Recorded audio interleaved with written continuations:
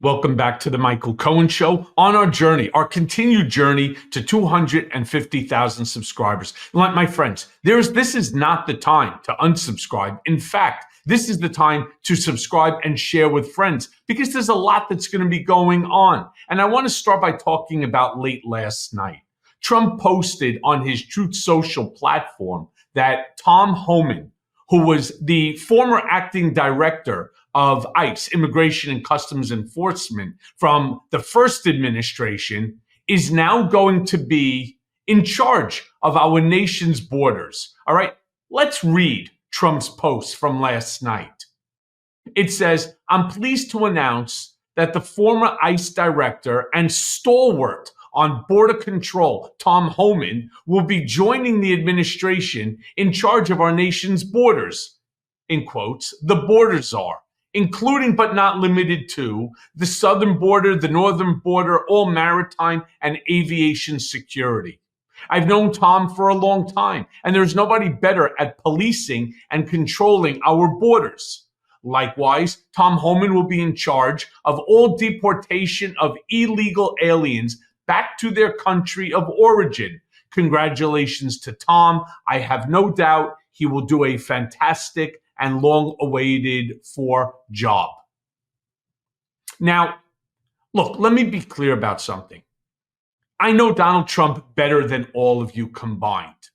I know Donald better than Tom Homan. This is a promise that he said that he intended to do, literally going back to the initial campaign of 2015. And you may remember everything that happened with the children and the separation. These, to me, while I am 100% for borders, I believe that a country without borders, quite frankly, isn't a country at all, something I had said to Trump, and he ultimately adopted however it is that he describes it. But what I'm not okay with is the separation of the families and the chaos that it ultimately ensues.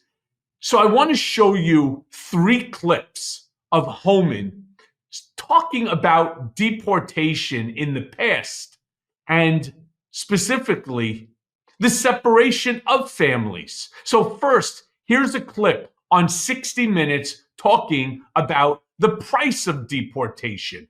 Play the clip. We have seen one estimate that says it would cost $88 billion to deport 1 million people a year. I don't know if that's accurate or not. Is that what American taxpayers should expect? What price do you put on national security? Is that worth it? Is there a way to carry out mass deportation without separating families?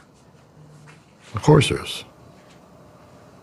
Families can be deported together. Okay.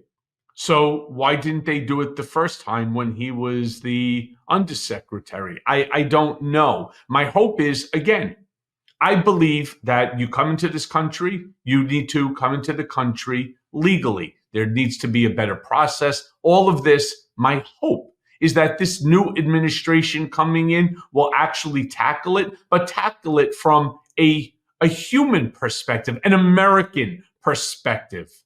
But then here's Homan arguing with AOC about separating families during deportation. Play that clip. Through this memo. You're not the author, but you signed the memo. Yes, a zero tolerance memo. So you provided the official recommendation to Secretary Nielsen on for the United States to pursue family separation. I gave Secretary Nielsen numerous recommendations on how to secure the border and save lives. But it says here that you gave her numerous options, but the recommendation was option 3, family separation. What I'm saying, this is not the only paper where we've given the Secretary numerous options to secure the border and save lives. And so the recommendation, of the many that you recommended family separation. I recommended zero tolerance. Which includes family separation. The same as is with every U.S. citizen parent gets arrested when they're with a child.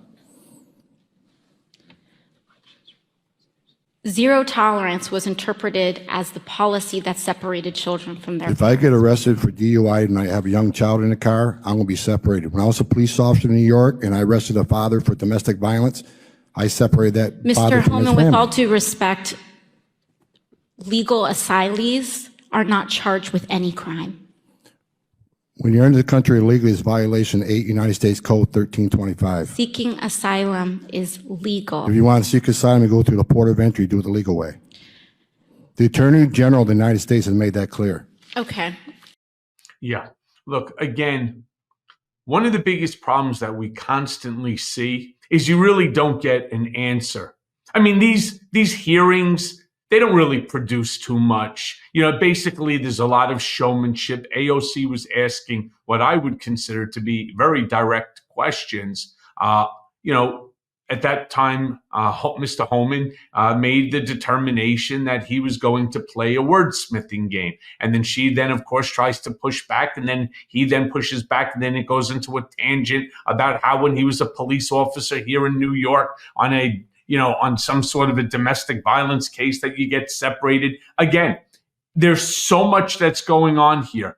One of the things that we all have to keep our eyes on as this new administration will come into play come January 20th is what exactly is the policy. You see, we'll all acknowledge that our immigration system is broken. I hope we can all acknowledge together that our immigration system has been broken for many, many years. In fact, probably more than 50.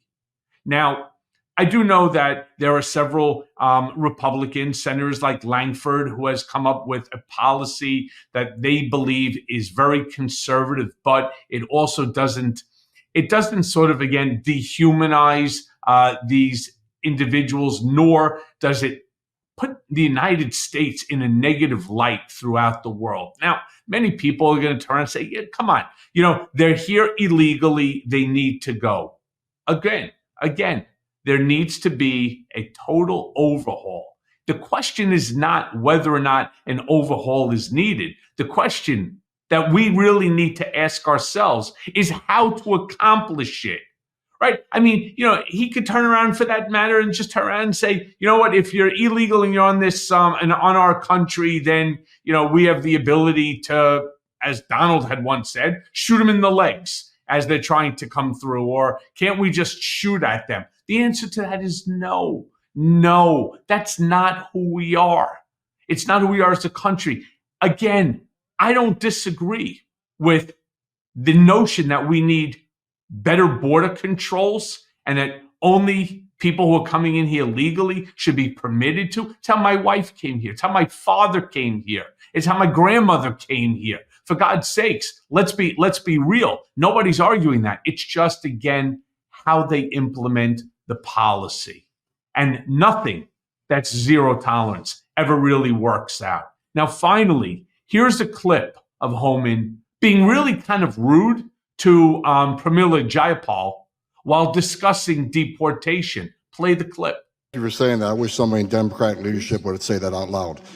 Look, you want to know why there's 50,000 people in detention? You want to know why we have 1 million illegal entries in the United States? You want to know why we have these issues? Because you have failed to secure the border. You have failed to work with this president to close the 3 loopholes we've asked for 2 years to close. So if you want to know why this issue exists, you need to look in the mirror. You have failed American people for not securing the border and closing loopholes. Mr. Homan, please respect the chair and the authority of the chair. The time of the gentleman has expired. I've asked you politely to let me go beyond my time, and you let other people go beyond their time, but not to Tom Homan. He don't get to go beyond his time. Mr. Homan, we have approved an agreement between the Republicans and the Democrats with the ranking member. We increased the time of one member of Congress who was interrupted by a protest. That is done with the approval of the ranking member. Please respect the chair's authority. I respect the chair's authority, but the chair... Mr. Homan! You work for me. I'm a taxpayer.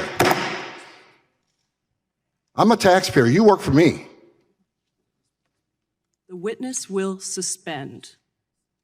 You see, performative art. It's why Donald likes this guy so much. He's a fighter. He's willing to turn around and to say to the chair, fuck you, all right? This is a policy that Trump wants to enact. He's always wanted to enact this type of a zero tolerance immigration policy. And here, Homan wasn't going to stand for Jayapal's, comments and so on. He wasn't going to do that. He was going to push back. And that's what Trump likes. He wants everybody to fight. He likes this chaos. This chaos is not what the rest of us are hoping for. Who knows how this next administration is going to run? All we can do, and many people get angry at me when I say I'm hopeful, not optimistic, but I am hopeful that there will be civility, that they will be able to work across the aisle with one another in order to pass rules and regulations and laws that benefit all American people. And so who knows? Again, all we can do is hope. And I hope to see you guys here on this show very, very soon. Hey, everyone. First of all, thanks for watching. I mean, we're going to be posting daily episodes with reactions and talking about politics. We'll be talking about everything, in fact. So please like and subscribe. Join us on this journey.